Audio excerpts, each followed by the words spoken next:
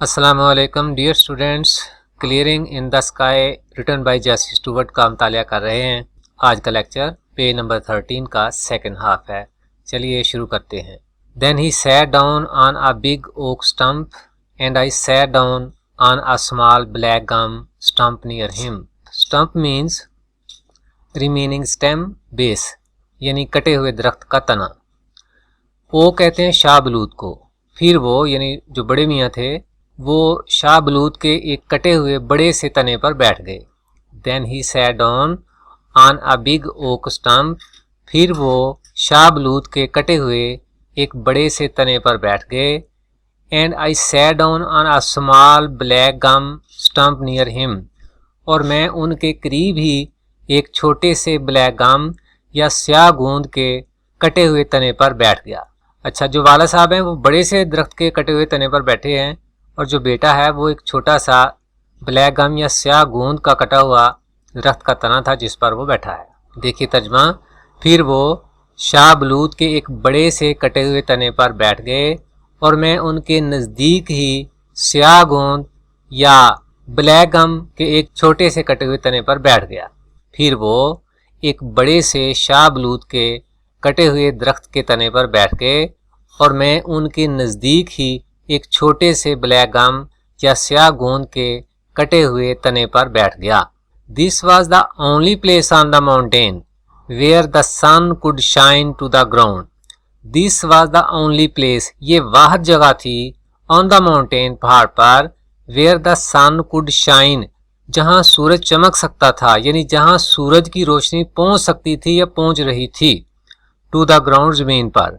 तो पहाड़ पर ये वह जगह ऐसी थी जहां सूरज की रोशनी जमीन तक पहुंच सकती थी या पहुंच रही थी।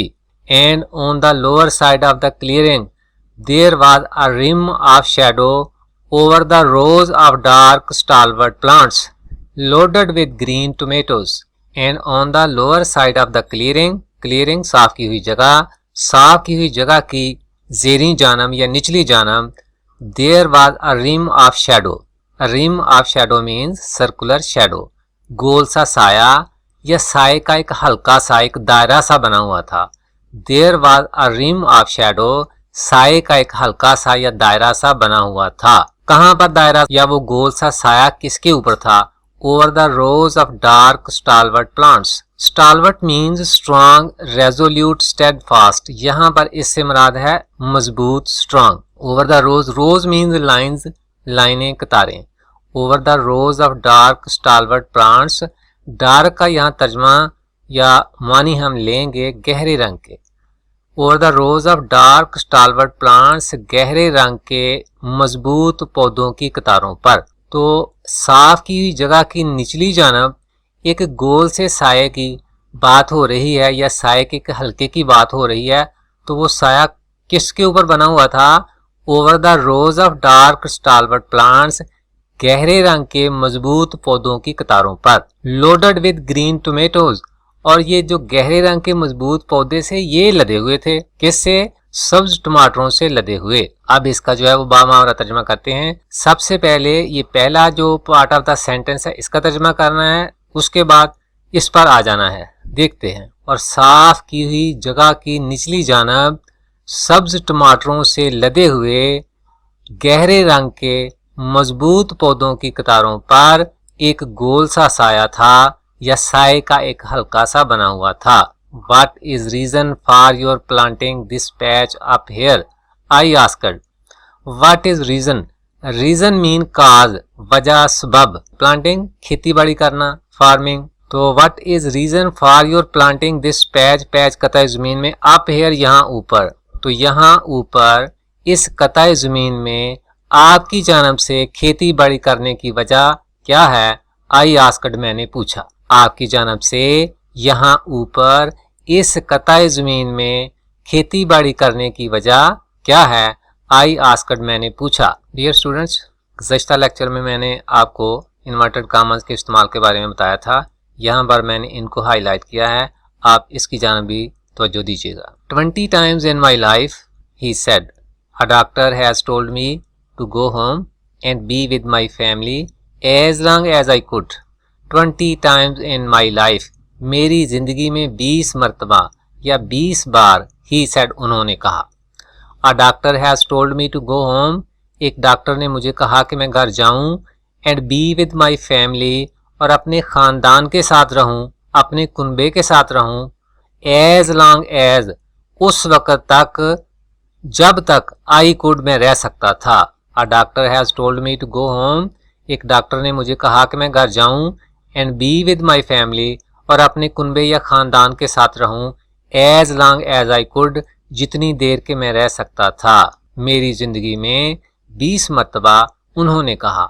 इसी तरह आपने तर्जमा भी इन्वर्टेड कामास की शक्ल में ही लिखना है, बिल्कुल जैसे यहाँ पर लिखा हुआ है। तो 20 टाइम्स इन माई लाइफ, मेरी ज़िंदगी में 20 मरतबा उन्होंने कहा, एक डॉक्टर ने मुझे कहा कि मैं घर जाऊं और अपने ख़ानदान या कुनबे के साथ उतनी देर रहूं जितनी देर में रह सकता था।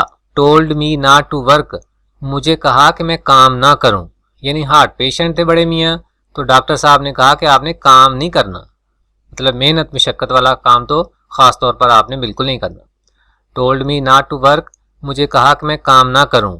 नॉट टू डू एनीथिंग, कुछ भी ना करूं, यानी कोई भी काम ना करूं, बट टू लिव, बल्कि जिंदा रहूं, and enjoy the few days, और जो चंद दिन मेरे पास मतलब बचे हैं, I had left with me, and enjoy the few days, और चंद दिनों से लुत्फ उठाऊं, I had left with me, जो मेरे पास बाकी बचे थे।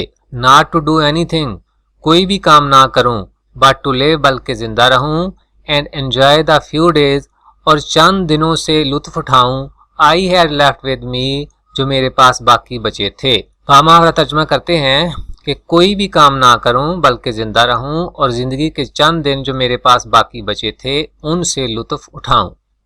If the doctors have been right, अगर डॉक्टर ठीक कहते होते, ही सेड, उन्होंने कहा, winking at me, winking means blinking, आंख झपकना, तो जैसे वो आंख का इशारा करते हुए किसी से कहते हैं ना, तो वो लफ्ज़ है यहाँ पर winking.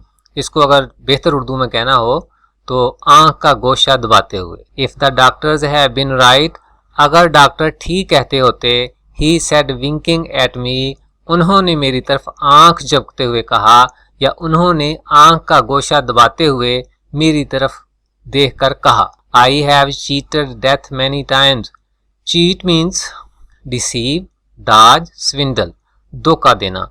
I have cheated death many times, many times कई बार, कई दफ़ा, मैंने कई दफ़ा मौत को धोखा दिया है। मौत को धोखा तो नहीं दिया जा सकता, यहाँ बूढ़े मियाँ के कहने का मतलब ये है कि मैं कई बार मौत से बच निकला हूँ, यानी कई बार मरते मरते बचा हूँ। Now I reach the years the good book allows to man in his life time upon this अर्थ।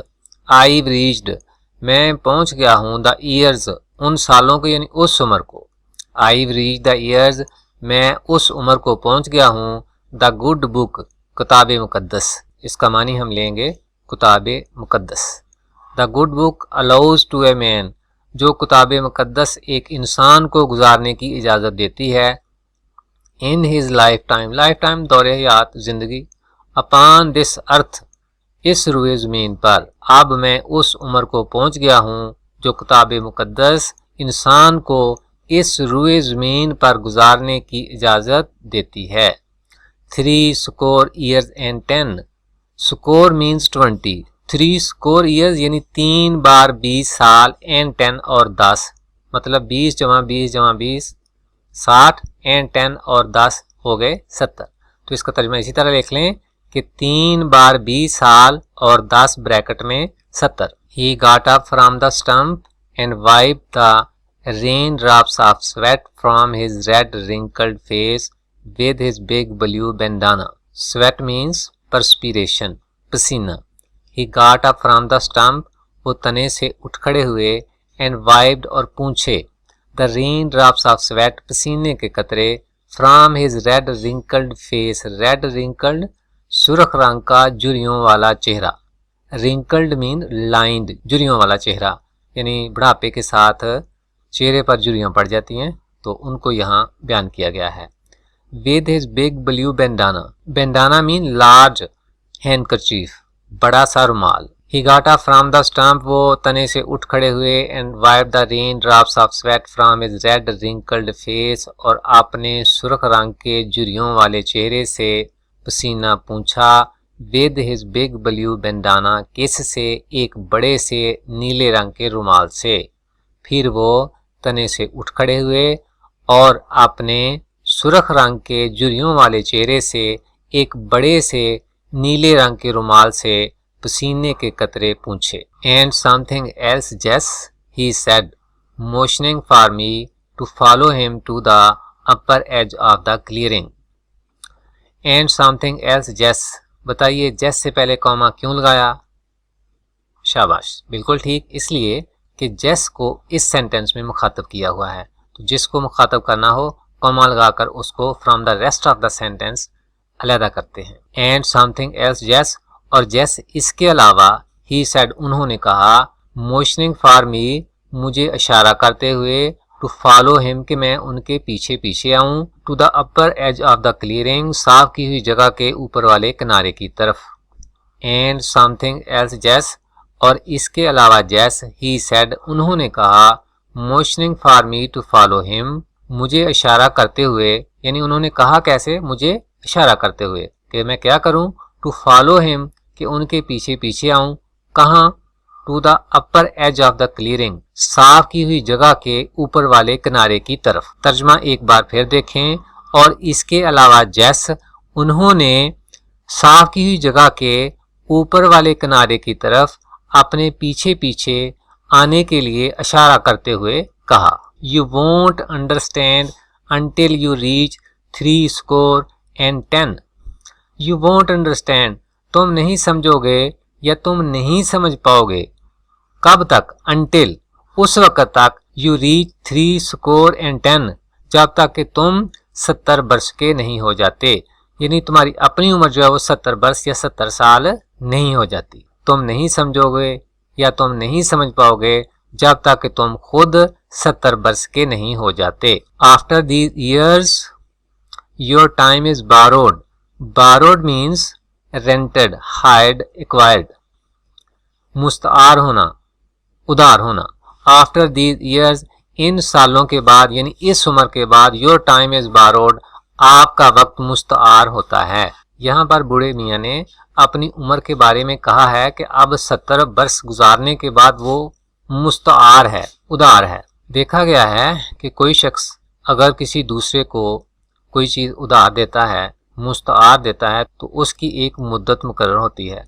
अब जब वो मुद्दत पूरी हो जाए तो वो आदमी यानी वो उस चीज़ का मालिक किसी वक्त भी आ सकता है और अपनी चीज़ वापस देने का मुतालबा कर सकता है। लिहाजा बूढ़े मियाँ के कहने का मतलब ये है कि अल्लाह ताला ने उसको जो औसत उम्र दी थी वो गुजार चुका है और अब वापसी का बुलावा किसी भी वक्त आ सकता है। After these years your time is borrowed, इस उम्र के बाद आपका वक्त मुस्तार होता है। And when you live on गुजारना, रहना, and when you live on that kind of time, और जब आप इस किस्म का वक्त गुजार रहे हों, समथिंग गोज बैक, तो कोई चीज़ छिन जाती है या कोई चीज़ वापस जाती है। Something I can not explain, कोई ऐसी चीज़ जिसकी मैं वजाहत नहीं कर सकता। You go back to the places, आप उन जगहों पर वापस जाते हैं, यू न्यू, जिनको आप जानते थे, एंड लव्ड, और मोहब्बत करते थे।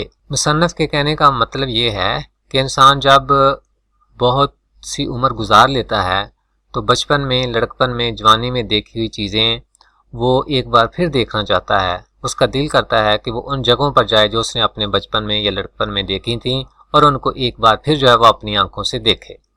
You go back to the places, आप उन जगहों पर वापस जाते हैं, यू न्यू, जिनको आप जानते थे, एंड लव्ड, और मोहब्बत करते थे। See this steep hill slope, इस स्टीप अमूदी, वर्टिकल बिल्कुल जो अमूदी हो, एकदम जो है वो कोई चीज़ जो है वो ऊपर को चली जाए। See this steep hill slope, इस अमूदी पहाड़ी ढलवान को देखें। अजीज़ तलबा व तालिबात, आज का ये लेक्चर ख़त्म होता है। इंशाअल्लाह नए लेक्चर के साथ एक बार फिर हाज़िर होंगे। अस्सलामु अलैकुम व रहमतुल्लाह।